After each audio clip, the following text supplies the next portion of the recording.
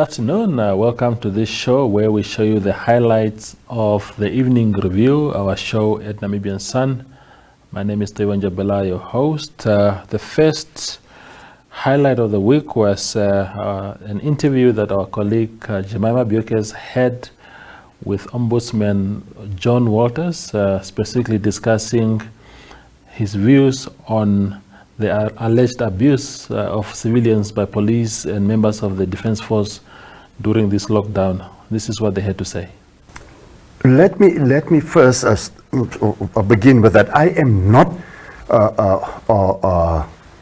on Facebook and all other social media forums, so I cannot tell you what happened there. I have been occasionally such incidents is sent to me, and then I'll take action, because although it is not an express duty of the Ombudsman to start investigations out of own motion, according to the Ombudsman Act, somebody must complain. But I assume the duty to investigate matters out of own motion.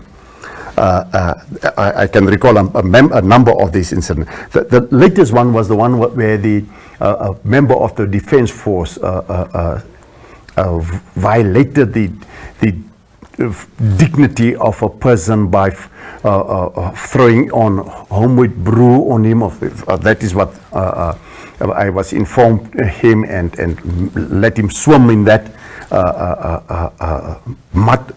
And when I was informed of the matter by one of my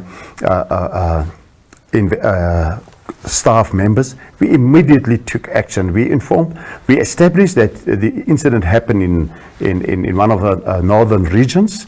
We contacted our colleagues at our Ongwediva office to assist the person to file a criminal charge, and if he wants to institute a civil claims, that we can assist him to apply for legal aid. We do not have that resources to assist him to take the matter to court. I've read in the newspapers that Mr. Norman Chombe was prepared to assist in that regard.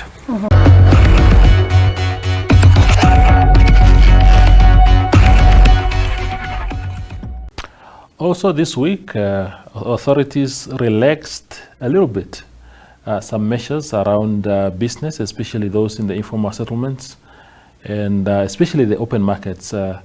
Here is a clip from one of the visits to the open market where Mayor of Windhoek, Francina Kahungu, spoke.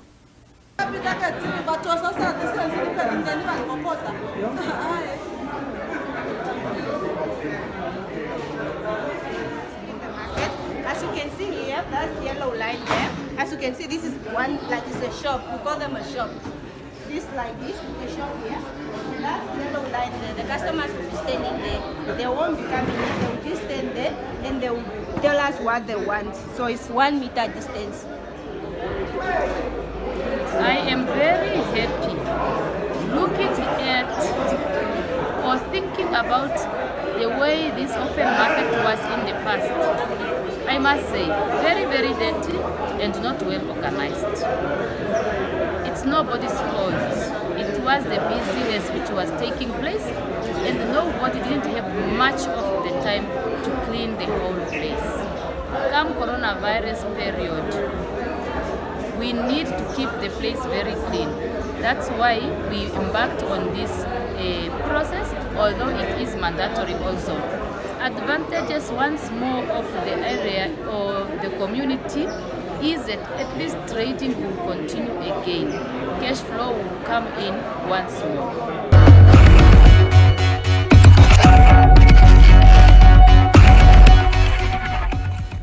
It has also been a very busy week for us here at Namibia Media Holdings, trying to help learners with online learning, and of course also the materials that those that do not have online access can use.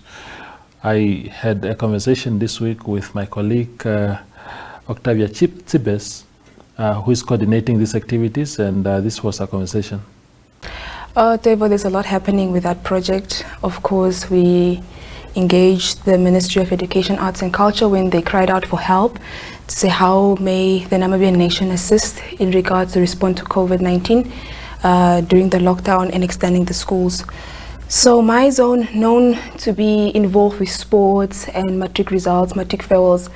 Of course, if we were not assisting the ministry in this regards, what the brand is known for, the people were going to say, but where is MyZone in all of this? So we reached out to the ministry and said we will assist them with recording these tutorial videos for them. We reached out to say we will assist them in whatever they need, and we are involved with them on different levels. So you are offering those services for free to the ministry, is that? Yes. What we are doing for the ministry, or let me rather say for the Namibian child, is we volunteered to say that we will record all the tutorial videos from pre-primary to grade 3 for the ministry to assist the children at home. We also did orientation for these teachers because we know that if you step into a classroom, you have learners. But now when you step into a studio, you have a camera. So we had to prepare these teachers. So we had orientation for a week for all pre-primary to grade 7 teachers.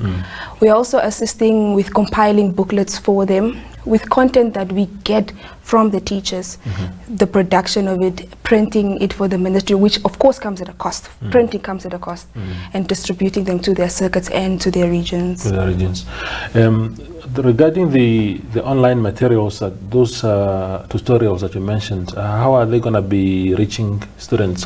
What mode of communication will they use to reach them? All right, so we know that times are moving, and of course there's so much that we can do with technology.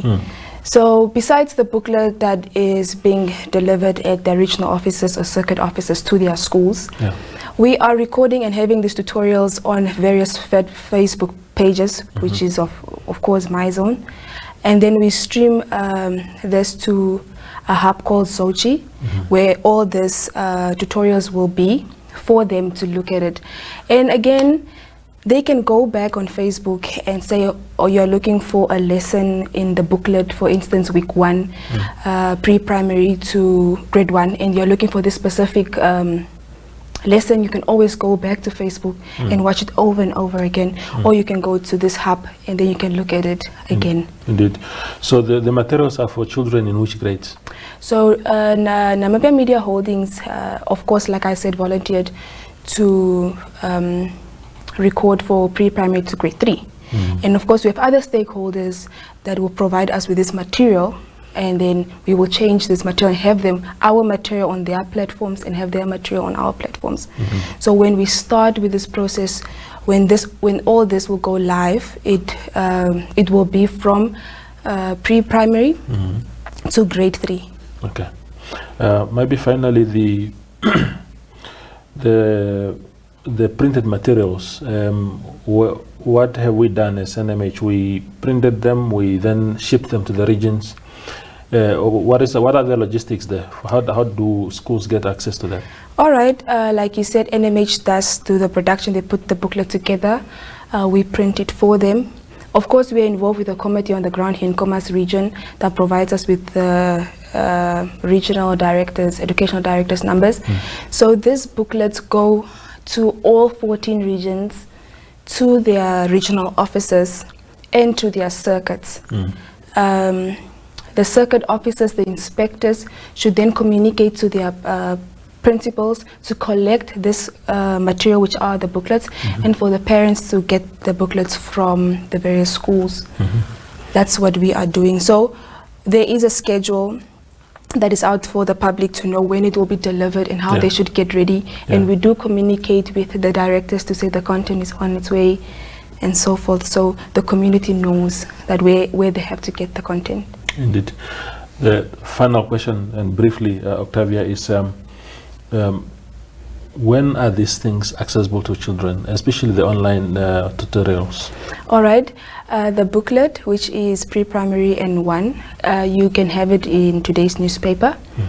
And the online content, we will be going live with all this recorded content that you find in the book that you received today, will be from the 4th of May. 4th of May. Yes.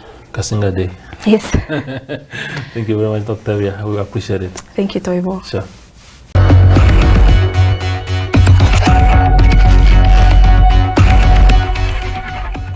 Monday is Kasinga Day, and joining us in the studio earlier in the week was Martin Shally, General Martin Shally Reda, who was the Chief of Defense at some stage, and also a very senior commander in Plan, SWAPO's military wing at the time. He explained to us how the events unfolded around the 4th of May 1978. First of all, let's start with tomorrow is a very important day, both in the history of Namibia and in our political calendar, because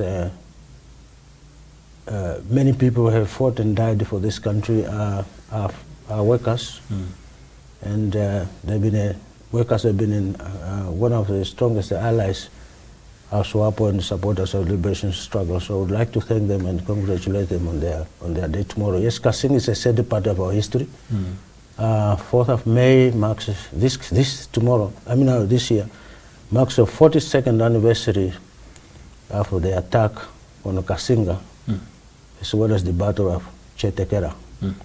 So we would like to, for that, I think we'd like to thank those who died and those who shed the blood on that particular day at those two different places at the same time.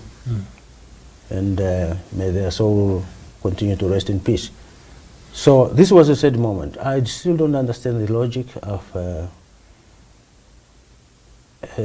normal thinking individual approving a plan to attack a civilian settlement. So, as you know, the population of Kasinga at that time, I'm told that there were about 3,000 people. So 711 died. People argue whether there are 611 or 612. But from the records of the soldiers who went there the next day, on 50, were actually taking individuals and burying them in those two mass graves. The account says 711. So, whatever the case may be. So, and I think what's most important thing is for us Namibians to remember that for Namibia to be free, so many people have lost their lives. Civilian, military, abroad, inside Namibia. Yes, I was, Kasinga was attacked 2 days after I've left Kasinga. Really? Yeah, I was assigned by that time Chief of Staff, today General Namoro, former Minister of Defense. Why? Because he was acting commander of the Northeastern Front, where I was also serving. So I was assigned to go to Kasinga, and I left Kasinga on the 2nd of May, and then on the 4th, the attack took place. I was still on my way back to our regional headquarters when the attack commenced at around 8 o'clock in the morning. So I was stuck between, that time I was stuck between Wanjiva and a small town to the east of Wanjiva, 30 kilometers, called Kwangari. So when we stopped, they posted there, we were stopped by others, said, hey, stop. Apparently when we stopped, we had planes going overhead. So, because they were taking Chetekera and the Kasinga at the same time. So that's exactly what happened. That's where I was, yeah. Indeed.